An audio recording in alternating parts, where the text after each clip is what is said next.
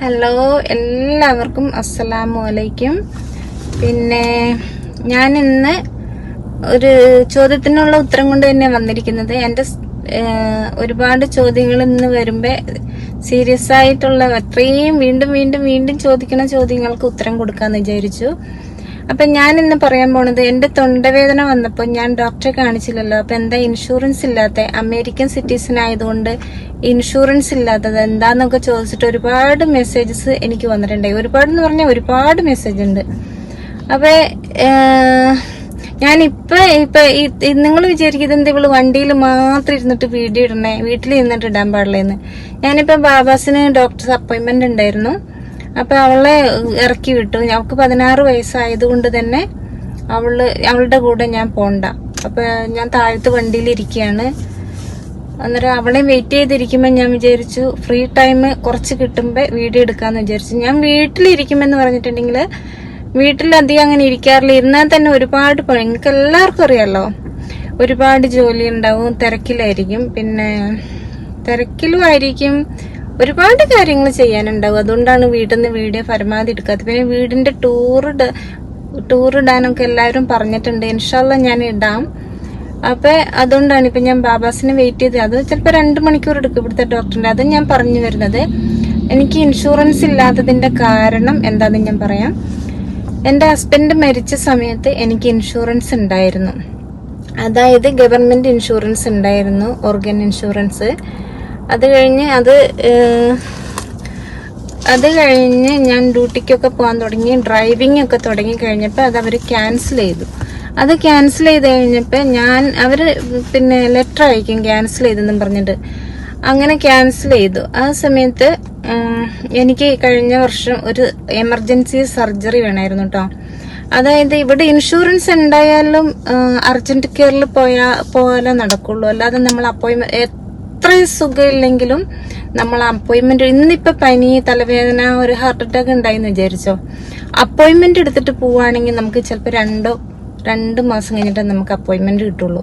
അതുവരെ നമ്മൾ വെയിറ്റ് ചെയ്യണം. അതേസമയത്ത് അർജന്റ് കെയറിൽ പോകാം. അപ്പൊ അർജന്റ് കെയറിൽ പോകുമ്പോ ഇൻഷുറൻസ് പല ടൈപ്പ് ഇൻഷുറൻസ് ആണ്. നമ്മുടെ കയ്യിൽ നിന്ന് പകുതി പൈസ കൊടുക്കേണ്ടി വരും, പകുതി ചിലപ്പോൾ ഫുൾ കവറേജ് ആയിരിക്കും. അങ്ങനെ ഒരുപാട് ഇൻഷുറൻസ് ഉണ്ട്. എനിക്കുണ്ടായിരുന്നത് ഫുൾ ഇൻഷുറൻസ് ആയിരുന്നു. അങ്ങനെ ഇൻഷുറൻസ് വന്നു. പിന്നെ എൻ്റെ ഹസ്ബൻഡ് മരിച്ചപ്പോൾ ഞാൻ ഡ്രൈവിങ് തുടങ്ങി കഴിഞ്ഞപ്പോൾ എനിക്ക് കുറച്ചും കൂടെ വരുമാനമായല്ലോ. അപ്പൊ 3 ആൾക്ക് ഇത്ര വരുമാനം പാടുള്ളൂ എന്നുള്ളൊരു ഇതുണ്ട് അമേരിക്കയിൽ. അങ്ങനത്തെയൊക്കെ നിയമങ്ങളൊക്കെ ഉണ്ട് ഇവിടെ. ടാക്സ് അടയ്ക്കണം, അത് ഒരുപാട് പൈസ കൂടുതലുണ്ടെങ്കിൽ ഓവർ ടാക്സ് അടയ്ക്കണം. സാധാരണക്കാർക്ക്, പൈസക്കാർക്ക് അതൊന്നും വേണ്ട കേട്ടോ. അപ്പൊ എന്റെ ഇൻഷുറൻസ് അവര് ക്യാൻസലായെന്ന് പറഞ്ഞ് എനിക്ക് ലെറ്റർ വന്ന് ആ സമയത്ത് എനിക്ക് എന്താ പറയാ, ഒരു എമർജൻസി സർജറി വേണമായിരുന്നു. സർജറി എന്ന് പറഞ്ഞാൽ ഫൈബ്രോയിഡിന്റെ ഒരു സർജറി ഉണ്ടായിരുന്നു ലാസ്റ്റ് ഇയർ. അപ്പൊ എനിക്ക് ഇൻഷുറൻസ് ഇല്ലാത്തതുകൊണ്ട് തന്നെ സാരമില്ല, എന്തായാലും അത് നിർബന്ധമായിട്ടും ചെയ്യണം. അതായത് 17 സെന്റിമീറ്റർ ഉണ്ടായിരുന്നു ഫൈബ്രോയിഡ്. അപ്പൊ അതുകൊണ്ട് സർജറി ചെയ്യണം. അപ്പൊ സർജറി ചെയ്യാൻ ഞാൻ പോയി ഡോക്ടറെ കണ്ടപ്പോ ഞാൻ വെറ്ററൻസ്, എന്റെ ഹസ്ബൻഡ് വെറ്ററൻ ആയതുകൊണ്ട് തന്നെ അവരെയൊക്കെ കോണ്ടാക്ട് ചെയ്ത് പകുതി പൈസ ഞാൻ അടയ്ക്കണം, പകുതി പൈസ അവരടച്ചോളാന്ന് പറഞ്ഞ്, വെറ്ററൻസിന്റെ അതിന്ന് അടച്ചോളാന്ന് പറഞ്ഞിട്ട് ഞാൻ പോയി ഡോക്ടറെ കണ്ടപ്പോ എനിക്ക് അപ്പോയിന്റ്മെന്റ്, ആ ഡോക്ടർ നല്ല ഡോക്ടറാണ്. പുള്ളിക്കാരത്തേക്ക് എനിക്ക് എത്രയും പെട്ടെന്ന് സർജറി ചെയ്തു തരണമെന്നുണ്ട്. അതായത് എനിക്ക് ഭയങ്കര സീരിയസ് എന്ന് പറഞ്ഞിട്ടുണ്ടെങ്കിൽ കാത്തറ്റർ ബാഗൊക്കെ ഇട്ടിട്ടായിരുന്നു നടക്കണത്. ഡ്യൂട്ടിക്ക് പോകാൻ പറ്റില്ല, ഒരു കാര്യം വീട്ടിൽ ചെയ്യാൻ പറ്റില്ല, അങ്ങനെ ഒരുപാട് ബുദ്ധിമുട്ടുകൾ ഉണ്ടായിരുന്നു. അപ്പൊ ഈ കാത്തറ്റർ ബാഗ് ഇട്ടിട്ട് നടക്കണോണ്ട് തന്നെ കൊച്ചുങ്ങളെയൊക്കെ കൊണ്ടുവിടാൻ പോകുമ്പോ, സ്കൂളിലൊക്കെ കൊണ്ടുവിടാൻ പോകുമ്പോ ഭയങ്കര പെയിനായിട്ട് അർജന്റ് കെയറിൽ പോകും, അത് സ്വിച്ച് ചെയ്യും. അങ്ങനെ ഒരുപാട് വേദന സഹിച്ചു. എല്ലാവരും ദുആ ചെയ്യണം കേട്ടോ. ഒരു മനുഷ്യനും, ആണായാലും പെണ്ണായാലും കാത്തറ്റർ ബാഗ് ഇടേണ്ട ഒരു ഗതികേട് ആർക്കും വരില്ലേന്ന് എല്ലാവരും ദുആ ചെയ്യണം. അതൊരു പെയിൻഫുള്ളാണ്. എൻ്റെ അല്ലോ, ഞാനങ്ങനെ 3 മാസത്തോളം അങ്ങനെ നടന്നു. അപ്പൊ ഡോക്ടർ എനിക്ക് സർജറി ചെയ്യാത്തത് ഇൻഷുറൻസ് ഇല്ലാത്തതുകൊണ്ട്, ഇൻഷുറൻസ് ഇല്ലെങ്കിൽ കയ്യിൽ നിന്ന് എടുത്തിട്ടായാലും സർജറി ചെയ്യുക, നമുക്ക് കുഴപ്പമുള്ള കാര്യമില്ലായിരുന്നു.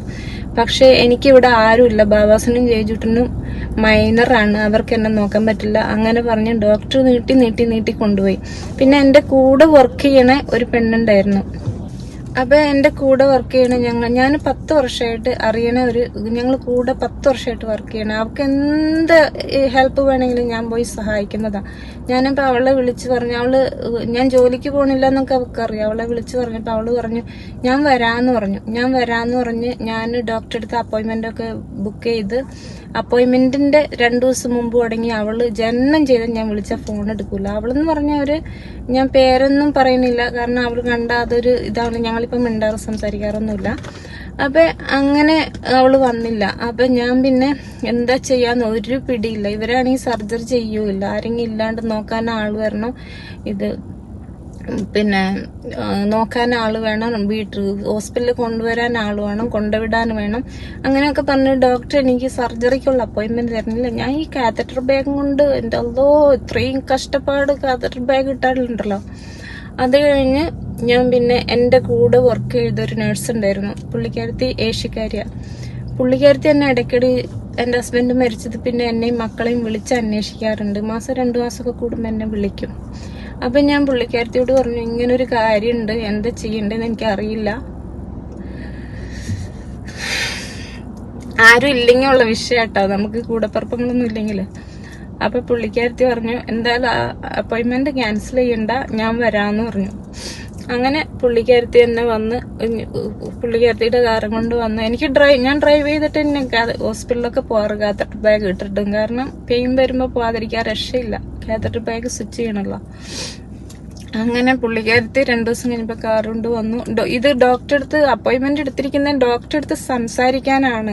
സൽമാന്റെ സർജറി കഴിഞ്ഞിട്ടുണ്ടെങ്കിൽ ഞങ്ങളുണ്ട്, ഞങ്ങൾ നോക്കിക്കോളാം, അവളെ വീട്ടില് കൊണ്ടുവരാനും കൂട്ടാനും ഒക്കെ ഞങ്ങൾ വന്നോളാം, വീട്ടിലെ കാര്യങ്ങളും ഞങ്ങൾ നോക്കിക്കോളാം, മക്കളുടെ കാര്യങ്ങളും ഞങ്ങൾ നോക്കിക്കോളാന്ന് ഡോക്ടറെ അടുത്ത് എഴുതി ഒപ്പിട്ട് കൊടുക്കണം. അങ്ങനത്തെ അമേരിക്കയിൽ കുറെ നിയമങ്ങളൊക്കെ ഉണ്ട്. അപ്പൊ ആ പുള്ളിക്കാരത്തി അനീക്കോ, പുള്ളിക്കാരത്തിയുടെ പേര് പാവാടുണ്ടോ. അപ്പൊ എനിക്ക് വന്നു, എന്നെ കൊണ്ടുപോയി ഡോക്ടറെ അടുത്ത് സംസാരിച്ചു. ഡോക്ടർ അടുത്ത അപ്പോയിന്റ്മെന്റ് തന്നെ തന്നു, ഒരു 15 ദിവസം കൊണ്ട്. ആ 15 ദിവസം കൂടെ ആ വേദന ഞാൻ സഹിച്ചു.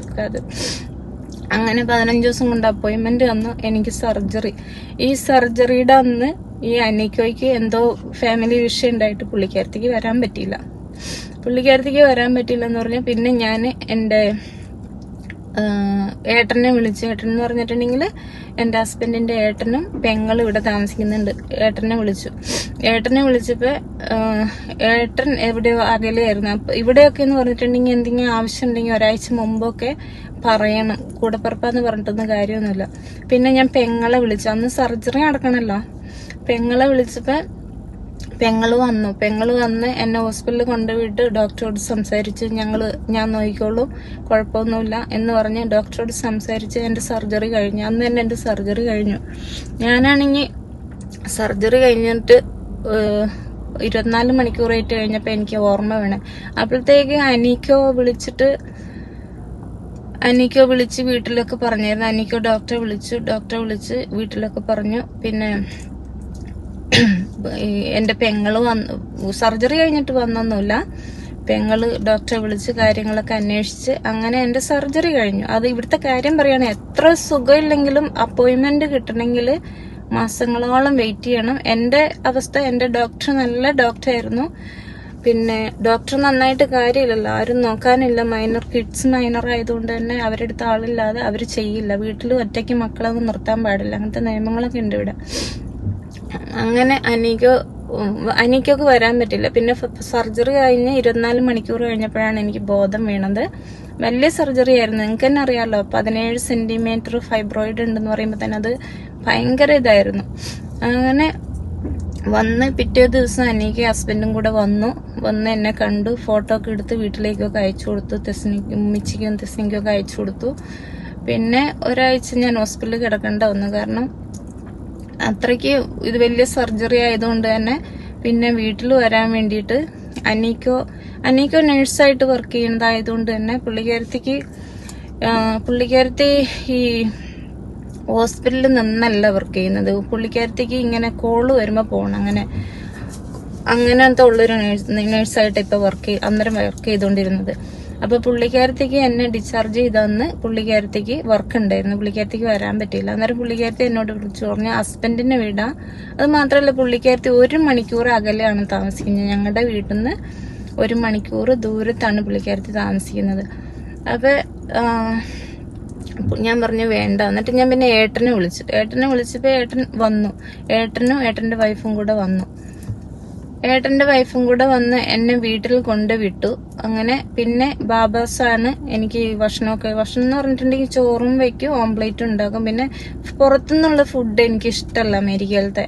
കാരണം എന്താന്ന് വെച്ചിട്ടുണ്ടെങ്കിൽ ഇന്ത്യൻ ഫുഡാന്ന് പറഞ്ഞ് മേടിച്ചാൽ അത് ഇന്ത്യൻ ഫുഡൊന്നും ആവില്ല. അതുകൊണ്ട് എനിക്ക് ഇഷ്ടമല്ലാത്തതുകൊണ്ട് ഞാൻ വീട്ടിൽ തന്നെ സ്ലോ കുക്കറിൽ ചോറും വെക്കും, പിന്നെ അവള് ഓംപ്ലേറ്റ് ഒക്കെ ഉണ്ടാക്കി. അങ്ങനെ ഒരാഴ്ച ഭക്ഷണം കഴിച്ചു. ഒരാഴ്ച കഴിച്ച് പിന്നെ ഞാൻ എണീറ്റ് ഒക്കെ കുറച്ച് ചെയ്യാൻ തുടങ്ങി. ഡോക്ടർ അല്ലേലും പറഞ്ഞായിരുന്നു ആദ്യം തന്നെ 45 ദിവസം ഫുൾ റെസ്റ്റ് വേണമെന്ന് പറഞ്ഞായിരുന്നു. ഇവിടെ അങ്ങനെ പറയാറില്ലാത്തതാ. സർജറി കഴിഞ്ഞ് പിറ്റേ ദിവസം തന്നെ ആൾക്കാർ ഡ്യൂട്ടിക്ക് പോകുന്ന ആൾക്കാരാണ്. പക്ഷെ എന്റെ സർജറി ഇച്ചിരി ഭയങ്കര സീരിയസ് ആയതുകൊണ്ട് തന്നെ ഡോക്ടർ പ്രത്യേകിച്ച് പറഞ്ഞായിരുന്നു 45 ദിവസം റെസ്റ്റ് വേണം അതായത് എന്നൊക്കെ പറഞ്ഞു. പക്ഷെ എനിക്ക് റെസ്റ്റ് ഒന്നും എടുക്കാൻ പറ്റിയില്ല. അപ്പൊ ഞാൻ ഇൻഷുറൻസിന്റെ കാര്യമാണ് പറഞ്ഞു വരുന്നത്. അപ്പൊ എനിക്ക് ഇൻഷുറൻസ് ഒന്നും ഇല്ലായിരുന്നു. അപ്പൊ $40,000 എന്റെ സർജറിക്ക് മാത്രം. എന്റെ സർജറിക്ക് $20,000 ഞാൻ അടയ്ക്കേണ്ടി വന്നു. $20,000 വെറ്ററൻസിന്ന് അവിടെ അടച്ചു. എന്റെ ഹസ്ബൻഡിന്റെ ഇതിൽ നിന്ന് അടച്ചു. അങ്ങനെ $40,000 ആയി.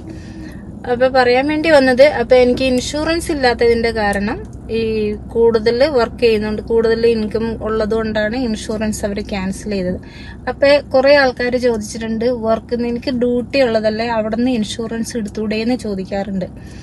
അപ്പൊ ഇൻഷുറൻസ് എടുത്തിട്ടുണ്ടെങ്കിൽ നമ്മുടെ എല്ലാ പേ ചെക്കിൽ നിന്നും എല്ലാ ആഴ്ച 15 ദിവസം കൂടുമ്പോഴാണ് നമുക്ക് ചെക്ക് വരിക, നമ്മുടെ ശമ്പളം അക്കൗണ്ടിലേക്ക് വരിക. അപ്പൊ $200 വെച്ചിട്ട് ഒരു പേ ചെക്കിൽ പിടിക്കും. അപ്പൊ $400 ഒരു മാസം പിടിക്കും. നമുക്ക് അസുഖം ഇല്ലെങ്കിൽ ആ പൈസ പോകും നമ്മുടെ.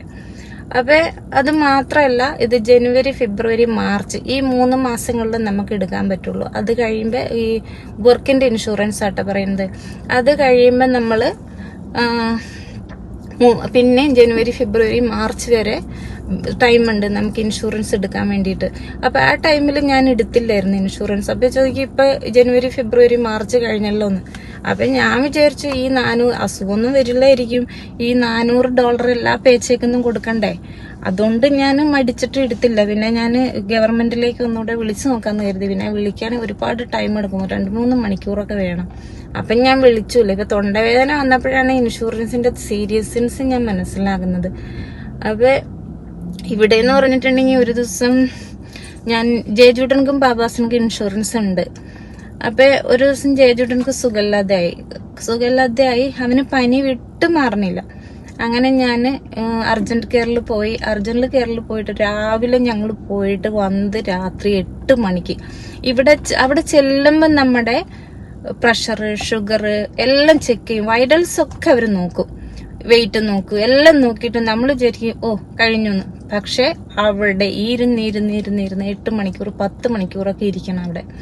അപ്പോഴാണ് ഡോക്ടർ വന്ന് നമ്മളെ വിളിക്കും. ഡോക്ടർ വന്ന് വിളിച്ചിട്ടോ നമ്മുടെ നാട്ടിലത്തെ ഒരു ചെക്കപ്പ് ഒന്നുമില്ല. അത് ഡോക്ടർ വന്ന് വിളിച്ചിട്ട് ഒരു ടൈലനോൺ പുറത്തേക്ക് എഴുതി തരും, അല്ലെങ്കിൽ അതിന്റെ മെഡിക്കേഷൻ എന്താന്ന് വെച്ചാൽ പുറത്തേക്ക് എഴുതി തരും. എന്നിട്ട് നമ്മളെ വിടും. അങ്ങനെയാണ് ഇവിടുത്തെ കഥകൾ. എന്താ പറയാ, ഇപ്പൊ സാധാരണ നമ്മൾ അപ്പോയിന്റ്മെന്റ് എടുത്തിട്ട് പോയാലും ഇപ്പൊ 10 മണിക്ക് ഇന്ന് കൊച്ചിന് 11 മണിക്കാണ് അപ്പോയിന്റ്മെന്റ് കിട്ടുക. ഇപ്പൊ ബാബാസിന് ഞങ്ങൾ 10:45 ഇവിടെ എത്തി. 15 മിനിറ്റ് നേരത്തെ വരണം. 15 മിനിറ്റ് നേരത്തെ വന്നിട്ട് നമ്മള് അവിടെ പോയി ചെക്ക് ഇൻ ചെയ്തിട്ട് വെയിറ്റ് ചെയ്യണം. വെയിറ്റ് ചെയ്യുമ്പോൾ അവര് നമ്മുടെ പേര് വിളിക്കും. പേര് വിളിച്ചിട്ട് ഇവരെന്ത് പണിയെടുക്കുന്ന വെച്ചിട്ടുണ്ടെങ്കിൽ ഡോക്ടർ റൂമിലേക്ക് നമ്മളെ കൊണ്ടുപോകും. ഡോക്ടർ റൂമിലേക്ക് കൊണ്ടുപോയി കഴിഞ്ഞിട്ട് ഇവര് നമ്മളെ ആ ഡോക്ടർ റൂമിൽ നിന്ന് വൈറ്റൽസ് ഒക്കെ എടുത്തിട്ട് അവർ പറയും ഇപ്പൊ വരാട്ടോ, പേര്, അഡ്രസ്സ്, എന്തെങ്കിലും കുഴപ്പമുണ്ടോ എല്ലാം ചോദിക്കും. എന്തെങ്കിലും ബുദ്ധിമുട്ടുണ്ടോ എല്ലാം ചോദിച്ചു കഴിഞ്ഞിട്ട് ഡോക്ടർ ഇപ്പൊ വരുമെന്നും പറഞ്ഞിട്ടങ്ങ് പോകും. നമ്മളൊരു 2-2.5 മണിക്കൂർ റൂമിൽ വെയിറ്റ് ചെയ്യണം. എപ്പോഴായാലും എത്ര അപ്പോയിന്റ്മെന്റ് എടുത്തിട്ട് പോയാലും ആ കൃത്യസമയത്ത് വിളിക്കും. അപ്പോയിന്റ്മെന്റിന്റെ സമയത്ത് അവര് വിളിക്കും. പക്ഷെ 2-2.5 മണിക്കൂർ കഴിയുമ്പോ ഡോക്ടർ വരും. ഡോക്ടർ വന്നിട്ട് ജസ്റ്റ് കാര്യങ്ങൾ ചോദിക്കും, പുള്ളിക്കാരത്തി അങ്ങ് പോകും. അങ്ങനെയാണ് ഇവിടുത്തെ കാര്യങ്ങള്. അപ്പൊ ഇപ്പൊ ഞാൻ അന്ന് ജയജൂട്ടനെയും കൊണ്ട് ഹോസ്പിറ്റലിൽ പോയി. ഞങ്ങൾ ഇപ്പൊ അവന് അസുഖം വന്നാൽ അവന് ഹോസ്പിറ്റലിൽ പോകാൻ വരില്ല, അർജന്റ് കെയറിൽ പോകാൻ വരില്ല, ജന്മം ചെയ്താൽ വരില്ല, എത്ര സുഖമില്ലെങ്കിലും വരില്ല. അവന് പേടി പിടിച്ചു പോയി. അതോടുകൂടെ ആ ഒരു കാര്യത്തിൽ മാത്രമാണ് അമേരിക്ക എന്ന് പറഞ്ഞാൽ എനിക്കിഷ്ടമില്ലാത്തൊരു സംഭവം അതാണ്. നമ്മുടെ മെഡിക്കൽ സിസ്റ്റം മാത്രമാണ് അമേരിക്കയിൽ ബാഡായിട്ടുള്ളൂ. ഇൻഷുറൻസ് ഇല്ലെങ്കിൽ മരിക്കലേ രക്ഷയുള്ളൂ. പിന്നെ അല്ലെങ്കിൽ ഡോക്ടറെ അടുത്ത് പോയി കഴിഞ്ഞാൽ ഇങ്ങനെ 10,000, 10,000, 15,000, 20,000 ബില്ല് വരും. അർജന്റ് കെയറിൽ പോയിട്ടുണ്ടെങ്കിൽ സ്പെഷ്യലി 20,000 അല്ലാതെ കൂടുതൽ വരും. അപ്പൊ ആരും ഒരുവിധം വേദനയും ഇതൊക്കെ ഇൻഷുറൻസ് ഇല്ലാത്ത ആൾക്കാർ ഒരുവിധം വേദനയൊക്കെ സഹിച്ച് പിടിച്ച് നിൽക്കും. അതായത് രക്ഷയുള്ളൂ ഇവിടെ. പക്ഷെ എല്ലാവർക്കും ഇൻഷുറൻസ് കിട്ടൂല. ഗവൺമെന്റിന് ഇൻഷുറൻസ് കിട്ടണമെങ്കിൽ നമ്മുടെ ഇൻകം നമ്മളെന്ന് പറഞ്ഞിട്ടുണ്ടെങ്കിൽ നമ്മൾ 1 രൂപ നമ്മൾ ഉണ്ടാക്കുന്ന അതൊക്കെ ഗവൺമെന്റിന് അറിയാം. ഇത്ര രൂപ നമ്മൾ ഉണ്ടാക്കുന്നുണ്ടെന്ന് അറിയാം. ഒരു കള്ളത്തരം ഇവിടെ പറ്റില്ല. അതുകൊണ്ട് തന്നെ ഇൻഷുറൻസ് ഇല്ലാത്ത ആൾക്കാര് അസുഖം വന്നാൽ മരിക്കുക, അത്രയേ ഉള്ളൂ. ഞാൻ ജയജൂട്ടനെയും കൊണ്ട് പോയിന്ന് പറഞ്ഞില്ലേ, ജയജൂട്ടനെയും കൊണ്ട് പോയ അന്ന് ഒരാള് പ്രായമായ ആളാട്ടോ, ഒരുപാട് പ്രായമൊന്നുമില്ല. ഒരാള് വന്നു. അയാള് അർജന്റ് കെയറിലാണ് വന്നത്. ഇൻഷുറൻസ് ഒക്കെ ഉള്ള ആളായിരിക്കും. അർജന്റ് കെയറിൽ ഇൻഷുറൻസ് ഉണ്ടായാലും അപ്പോയിന്റ്മെന്റ് എടുത്ത് അപ്പോയിന്റ്മെന്റ് കിട്ടണ 2-3 മാസമാകുമല്ലോ. അപ്പൊ എമർജൻസി ആകുമ്പോൾ അർജന്റ് കെയറിൽ തന്നെ വരുമല്ലോ. അപ്പൊ അർജന്റ് കെയറിൽ വന്ന് അയാൾക്ക് ശ്വാസം മുട്ടിയിട്ട് ഒരു രക്ഷയില്ല. അയാൾ ഞങ്ങളുടെ കൺമുമ്പിൽ കിടന്ന് മരിച്ചിട്ടെന്ന്. അതോടെ കണ്ടപ്പോഴാണ് കൊച്ചിന് പേടിയായത്. ജേജ് ചെറുതും കൂടെ അല്ലേ. അപ്പൊ ജേജിക്ക് ശരിക്കും പേടിയായി. അയാൾ മരിക്കണ ഞങ്ങൾ കണ്ടോണ്ടിരിക്കുക. അത്രയ്ക്ക് അർജന്റ് കെയറിൽ പറഞ്ഞിട്ട് കാര്യമില്ല, അത്രയ്ക്കും തിരക്കുമാണ്. അവരെ പറഞ്ഞിട്ടും കാര്യമില്ല. പക്ഷെ ഇതൊക്കെ ഈ മെഡിക്കൽ സിസ്റ്റം മാറ്റണം അമേരിക്കയിൽ. എന്നാലും മാത്രമേ സാധാരണക്കാർക്കായാലും പൈസക്കാർക്കായാലും എല്ലാം. പിന്നെ അല്ലെങ്കിൽ പിന്നെ വെറ്ററൻസ് ഒക്കെ ആയിരിക്കണം. വെറ്ററൻസ് ഒക്കെ ആയിട്ടുണ്ടെങ്കിൽ എപ്പോൾ പോയാലും അവർക്ക് ട്രീറ്റ്മെന്റ് കിട്ടും. നമ്മളൊന്നും വെറ്ററൻസ് ഒന്നും അല്ലല്ലോ. അങ്ങനത്തെ കാര്യങ്ങളൊക്കെ ഉണ്ട്. അതുകൊണ്ടാണ് എനിക്ക് ഇൻഷുറൻസ് ഇല്ലാത്ത. ഇനി ഇൻഷുറൻസ് എടുക്കണമെങ്കിൽ അടുത്ത വർഷമാവണം, ജനുവരി, ഫെബ്രുവരി, മാർച്ച് ആവണം. അല്ലെങ്കിൽ പ്രൈവറ്റ് എടുക്കണം. പ്രൈവറ്റ് എടുത്തിട്ട് നമുക്ക് കാര്യമില്ല. കാരണം എന്താണെന്ന് വെച്ചിട്ടുണ്ടെങ്കിൽ $200-300 ഒരു മാസം അടയ്ക്കണം. നമ്മൾ അടച്ചു കഴിഞ്ഞാൽ തന്നെ നമ്മൾ ഡോക്ടറെ അടുത്ത് പോകുമ്പോൾ ഇപ്പൊ $5,000 ബില്ലായിട്ടുണ്ടെങ്കിൽ 2,500 നമ്മൾ കൊടുക്കണം. അങ്ങനത്തെ ഇൻഷുറൻസ് നമുക്ക് എടുത്തിട്ട് കാര്യമില്ലല്ലോ. ഫുൾ കവറേജ് ഇൻഷുറൻസ് പ്രൈവറ്റ് ആയിട്ട് കിട്ടില്ല. അതുകൊണ്ടൊക്കെ ഞാൻ വെയിറ്റ് ചെയ്യുന്നത്. പിന്നെ ഇനി ഇൻഷാല്ലാ അടുത്ത വർഷം ഇപ്പൊ ഇവിടെ എല്ലാ വർഷവും ചെക്കപ്പ് ചെയ്യണം എന്നൊരു നിയമമൊക്കെ ഉണ്ട്. പക്ഷെ എല്ലാ വർഷവും ചെക്കപ്പ് ഒന്നും ചെയ്യാറില്ല ഞാന്. ഇപ്പൊ ഞാൻ ചെക്കപ്പ് ചെയ്തിട്ട് അന്ന് ഓപ്പറേഷൻ കഴിഞ്ഞ ആ സമയത്ത് ഉള്ള ചെക്കപ്പ് മാത്രമേ ഉണ്ടായിട്ടുണ്ടായിരുന്നുള്ളൂ. ഏറ്റവും ബുദ്ധിമുട്ടുണ്ടെന്ന് പറഞ്ഞിട്ടുണ്ടെങ്കിൽ ഇവിടെ എന്തെങ്കിലും ഒരു അസുഖം വന്നിട്ടുണ്ടെങ്കിൽ എന്നെ പോലെ ഒറ്റയ്ക്ക് ജീവിക്കുന്ന ആൾക്കാർക്കൊക്കെ ഭയങ്കര ഇവിടെ അപൂർവമാണ് ഒറ്റയ്ക്ക്. എല്ലാവർക്കും ഫാമിലി ഉണ്ടാവും, അല്ലെങ്കിൽ ഫ്രണ്ട്സ് ഉണ്ടാവും. എനിക്ക് ഫ്രണ്ട്സ് ഒന്നുമില്ല കേട്ടോ. എനിക്ക് ഫ്രണ്ട്സും ഇല്ല, ഫാമിലി ഇല്ല. എന്റെ മക്കള്, ഞാന് ഡ്യൂട്ടിക്ക് പോയി കഴിഞ്ഞാൽ കൂടെ വർക്ക് ചെയ്യുന്ന ആൾക്കാരുണ്ട്. അവരോട് വർത്താനം പറയും, ചിരിക്കും. ആരോട് ഫ്രണ്ട്ഷിപ്പ് ഒന്നുമില്ല. അങ്ങനെ എന്താ പറയാ, അത്ര ഫ്രണ്ട്ഷിപ്പ് ഒന്നും ആരോടും ഇല്ല. ആരോട് ഫ്രണ്ട്ഷിപ്പ് കൂടിയാലും ശനിയാഴ്ച ഞായറാഴ്ച അവർ പുറത്തു പോകുമ്പോൾ പോണം, അങ്ങനെയൊക്കെ നിയമങ്ങളുണ്ട്. അതൊന്നും എനിക്കിഷ്ടമല്ല. അതുകൊണ്ട് ഞാൻ ആരോട്, പെണ്ണുങ്ങളായാലും ആണുങ്ങളായാലും ഇവിടെ അങ്ങനെ ലേഡീസ് അവർ പുറത്ത് അങ്ങനെയൊന്നുമില്ല. അവർ പാർട്ടിക്കൊക്കെ പോകും, അങ്ങനെയൊക്കെ. അതൊന്നും എനിക്കിഷ്ടമല്ലാത്തതുകൊണ്ട് തന്നെ എനിക്ക് ആരും ഫ്രണ്ട്സില്ല. ഒരു ഫ്രണ്ട്സ് ഉണ്ടായിരുന്നു, അവളായിട്ട് ഇപ്പം മിണ്ടാറുമില്ല. കാരണം അവളെന്ന് പറഞ്ഞിട്ടുണ്ടെങ്കിൽ അവൾക്ക് എന്ത് വേണേലും എന്നെ വിളിക്കും. ഞാൻ പോയി ചെയ്തു കൊടുത്തില്ലെങ്കിൽ പിന്നെ അവൾ എന്നോട് മിണ്ടൂല. അങ്ങനെ ഒരുപാട് തവണ ബാബാസിൻ ചേച്ചി എന്നോട് പറയാം, മോമി അവളോട് ഒന്ന് കൂട്ടുവിടും, മോമി എന്തോരം ടൈം അവൾക്ക് വേണ്ടി വേസ്റ്റ് ചെയ്യണേ എന്ന് പറയാം. അങ്ങനെ ഞാൻ ഫൈനലി അവളായിട്ട് ഇപ്പം മിണ്ടാറില്ല. കാരണം നമ്മളെ തന്നെ ഇങ്ങനെ ചൂസ് ചെയ്യുമ്പോൾ നമ്മുടെ ഒരാവശ്യത്തിന് വിളിച്ചിട്ട്, ഞാൻ പറഞ്ഞില്ലേ എന്റെ സർജറിക്ക് ഏതൊരു മനുഷ്യ സ്ത്രീയെ എത്ര ദുഷ്ടത്തിയായാലും അത്രയും കഷ്ടപ്പെടുന്ന എന്നെ ഞാൻ അത്രയും അവളെ ഹെൽപ്പ് ചെയ്തിട്ടുണ്ട്, ഞാനും എൻ്റെ ഹസ്ബൻഡും. എന്നിട്ട് ആ സമയത്ത് ഞാൻ വിളിച്ച ഫോൺ എടുക്കുകയല്ല ജന്മം ചെയ്ത അനീക്കോ എന്ന് പറഞ്ഞ ആ സ്ത്രീയായിട്ട് ഞങ്ങൾ കൂടെ വർക്ക് ചെയ്തിട്ടുണ്ടെന്നല്ലാതെ ഒരു ഫ്രണ്ട്ഷിപ്പും ഇല്ല, ഒന്നുമില്ല. പുള്ളിക്കാരത്തി വരാന്ന് പറഞ്ഞു, വന്നിട്ട് ഹോസ്പിറ്റലിൽ വന്നു, എല്ലാം ചെയ്തു തന്നു. അപ്പൊ ഏറ്റവും ബുദ്ധിമുട്ടെന്ന് പറയുന്ന കാര്യം ഒറ്റയ്ക്കുള്ള ജീവിതമാണ്. അത് തകർന്നു പോകും ചില സമയത്ത്. എന്തെങ്കിലും ഇപ്പൊ ഉദാഹരണത്തിന് നമുക്കൊരു അത്യാവശ്യം വന്നു. ഇപ്പൊ എന്റെ സർജറി കഴിഞ്ഞു, ബാബാസ് ചോറ് കറിയൊക്കെ വെച്ച് എന്നെ നോക്കി എന്ന് പറയുമ്പോൾ തന്നെ ആലോചിച്ചൂടെ. പിന്നെ ഡോക്ടർ സർജറി ചെയ്തില്ല. അതുകൊണ്ട് എല്ലാവരും ദുആ ചെയ്യാം. അതുകൊണ്ടാണ് എനിക്ക് ഇൻഷുറൻസ് ഇല്ലാത്ത. ഇൻഷുറൻസിന് US സിറ്റിസൺ അല്ലാത്ത സിറ്റിസൺ ഒന്നുമില്ല. ഇവിടെ ഭയങ്കര നിയമങ്ങളാണ്. ആ നിയമം അനുസരിച്ച് ഏതൊരാൾക്കും ചെയ്യാൻ പറ്റുള്ളൂ. പിന്നെ ഇവിടെ ഇൻകം ഒക്കെ നോക്കിയിട്ടാണ്, US സിറ്റിസൺ നോക്കിയിട്ടല്ല ഇൻഷുറൻസ് ഒക്കെ കിട്ടുന്നത്. നമ്മുടെ വരുമാനം, വർഷ വരുമാനം നോക്കിയിട്ടാണ്. വർഷ വരുമാനം എന്ന് പറഞ്ഞാൽ 1 രൂപ നമ്മുടെ കൈ കിട്ടുന്നുണ്ട്, അതൊക്കെ ഗവൺമെന്റിന് അറിയാം. അതുകൊണ്ടാണ്. പിന്നെ അപ്പൊ എല്ലാവരോടും ഞാൻ വീണ്ടും വരാം. ഇപ്പൊ ഇൻഷുറൻസിന്റെ കാര്യത്തില് നിങ്ങളുടെ സംശയം മാറിയെന്ന് ഞാൻ വിചാരിക്കുന്നു. അൽഹംദുലില്ലാ, ബാബാസിനും ജയചൂട്ടനും ഇൻഷുറൻസ് ഉണ്ട്. ഇല്ലെങ്കിൽ തെണ്ടിപ്പോയേനെ. അവർക്കുണ്ട്. അവർ മൈനർ ആയതുകൊണ്ട് അവർക്ക് ഇൻഷുറൻസ് ഉണ്ട്. 21 വയസ്സ് വരെ അവർക്ക് ഇൻഷുറൻസ് ഉണ്ടാവും. അത് കഴിയുമ്പോൾ അവരും ഇൻഷുറൻസിന് വേണ്ടി കഷ്ടപ്പെടേണ്ടി വരുന്നു. ഹെൽത്ത് ഇൻഷുറൻസ് എന്ന് പറഞ്ഞിട്ടുണ്ടെങ്കിൽ അമേരിക്കയില് എന്താ പറയാ, അവര് ഇത്രയും എഡ്യൂക്കേറ്റഡും ഇത്രയും ഇതൊക്കെ ഉള്ള ആളായിട്ട് ഹെൽത്തിനെ കുറിച്ച് മാത്രം ഇത്രയും ഇതെന്താന്ന് എനിക്ക് ഒരു പിടിയും കിട്ടുന്നില്ല. അവർക്ക് പൈസ ഉണ്ടാക്കുക തന്നെ. അപ്പൊ എല്ലാവരോടും, എന്റെ വീഡിയോ കാണുന്നവരോ എല്ലാവരോടും, എന്റെ ഫാമിലിനെ സ്നേഹിക്കുന്നവരോട് ഞങ്ങളും അതുപോലെ തിരിച്ച് അതിന്റെ ഡബിളായിട്ട് ഞങ്ങൾക്ക് സ്നേഹമുണ്ട്. നിങ്ങളോട് ഒരുപാട് ഒരുപാട് ഒരുപാട് നന്ദിയുണ്ട്. പിന്നെ എങ്ങനെയാ നന്ദി പറയണ്ടെന്ന് അറിയില്ല. അത്രയ്ക്ക് എന്നെ എന്റെ മക്കളെ സപ്പോർട്ട് ചെയ്യുന്നുണ്ട്. പിന്നെന്താ പറയാ, ഞാൻ അടുത്ത വീഡിയോ ആയിട്ട് പെട്ടെന്ന് വരുന്നതായിരിക്കും. എല്ലാവരും കമന്റുകൾ രേഖപ്പെടുത്തുക. അപ്പൊ ഇൻഷുറൻസിന്റെ കാര്യത്തിൽ ഒരു തീരുമാനമായി. ഇനി വാപ്പിച്ചിയുടെ വീഡിയോ അടുത്തിടാട്ടോ. വാപ്പിച്ചിയുടെ കഥ എന്ന് പറഞ്ഞ ഒരു വലിയ കഥയാണ്.